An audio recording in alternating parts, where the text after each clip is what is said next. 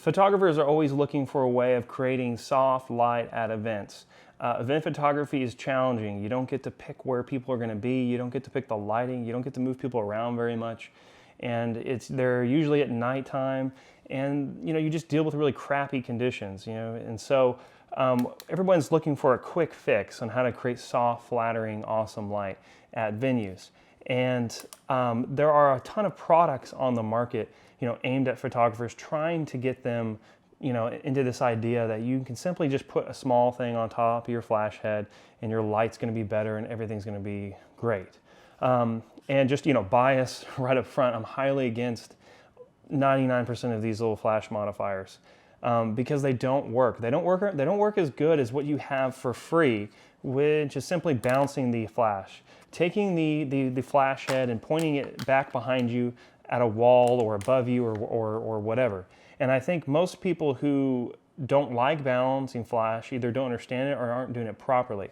But before we get into all this, I want to go over what makes soft light and why these flash modifiers don't work. They don't work as good as simply bouncing the flash. So the first thing that creates soft light is the size of the light source relative to the subject. So this is the why flashes are terrible when you point them at somebody directly. Because when you point the flash directly at somebody, you now have this tiny light source relative to the subject's face, and it's horribly harsh light. You have harsh shadows, and soft light basically is mostly referencing the fall off and the gradient from highlight to shadow. And so when you have a flash head pointed at somebody, you're literally adding like 20 years to them. You're showing all of their wrinkles. You get specular highlights. You get all these things that are nasty and horrible. So at the very least, don't ever point your flash at somebody directly. There's always another alternative. The second thing that makes soft light is the distance of the light source to the subject. So when you have a flash modifier, you are either doing a combination of bounce and direct flash, but you're not inherently changing the distance. And so one of the cool things about bounce flashing is not only are you hitting it towards a wall, creating a large light source, but you're also changing the distance relative to the subject, because you've taken a small light source and you created a large light source aimed at the subject, creating soft light. Here's the lifeboat situation that you get put into when you recommend bounce flashing. Is what do you do when you're out in a field? What do you do when you're on the beach and there's nothing to bounce off of?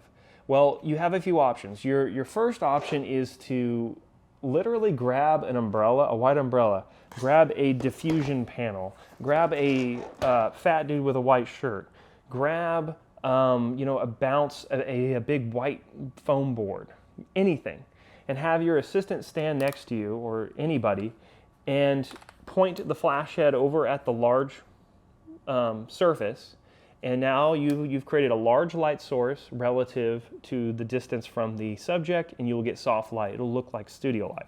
So let's say you've booked this event. You knew where it was going to be. You knew it was going to be on the beach.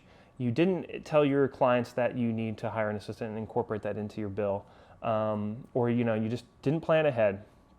Well, you've got some other options. So one other option is to put a flash in a little softbox like this, and you can literally hold it to the left of you while you take photos, and you can get some photos that will have relatively soft light.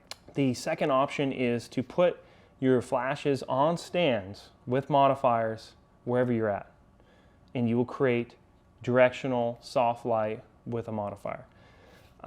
The other option, and this is worst case scenario, is you can have multiple flashes directly at your subject, filling in the shadows.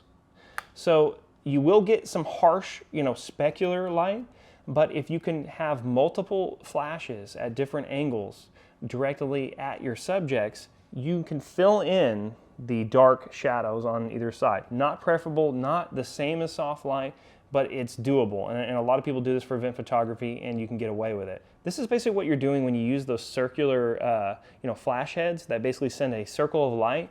You're basically sending the light in all different directions so that you don't have a harsh shadow on either side. And it's so non-directional and bright that you can't really see any fall off per se. I don't like that style, and it also doesn't work for anybody who's far away, which bounce flash will solve that. Well, why is bounce flash so great? Well, it creates a large light source, and the distance is relatively close for how large the light source is to the subject. And it's directional light, so it creates drama. It's coming in from the right to the left. It's coming from the left to the right. It's coming in from the side. It's not directly on axis, on camera, hitting your subject. And that's one of the reasons I have issues with, say, like a Gary Fong light modifier. The Gary Fong light modifier diffuses light in all directions. And so you get just this bland light. And you can point it at your subject and use all of the diffusion to kind of fill in, but that doesn't work in all venues. It doesn't work in all situations. The other little modifiers that you see are the little diffusion caps, and you can use those and you'll kind of send light everywhere, but the reason I don't use those is because, one, you're losing power. You're losing like a stop of power by sending light everywhere and basically stopping the light. Secondly, you can't direct light as much. So if I have those little diffusion panels on top and I aim it at a wall, well, I'm kind of sending light everywhere. I'm not sending it directly at the wall. And so I can't have control over that direction. And so here's a few little tips that I've picked up that have helped me a lot. A lot of people, what you'll see is they'll put a flash on top of their camera and they'll just point it directly up. And I get the tendency of wanting to do this. You can pretty much leave it on your camera all night and get good exposures. The problem is you're just recreating fluorescent bulbs above you in Walmart. You have this top-down light, you have these circles underneath the eyes and underneath the nose and all that. So what I recommend doing is find a wall that's relatively close to you, that's neutral toned if you can, and point it more angled at the light, more like a 45-degree angle, which simulates how you would light somebody in a studio. You put the light up at an angle, not above them, not directly to the side. Well, you could, and then create a mood, but kind of up like this. And now you've created a much more flattering light that fills in the face and is great for just normal event photography, weddings, and stuff like that. Another thing I'll do is I'll put these lights on stands aimed at the walls or ceilings all over the venue to create a little bit of ambiance, to fill in. I might gel them to match, the tungsten and all that. So, it isn't that having the Gary Fong in your bag is the end of the world, or that you should never use a flash modifier. The problem that I have is that most of the people who use flash modifiers could be bouncing and creating beautiful light, and they're not. The worst thing that you can do is directly flash people in the face. I wish photographers would just stop doing that. It is what Uncle Bob does with his Rebel camera, with his pop-up flash, or his iPhone, or whatever. We have to get beyond that. You can create flattering soft light at venues. Good luck out there. You don't need to buy cheapy tupperware on your camera to create soft light.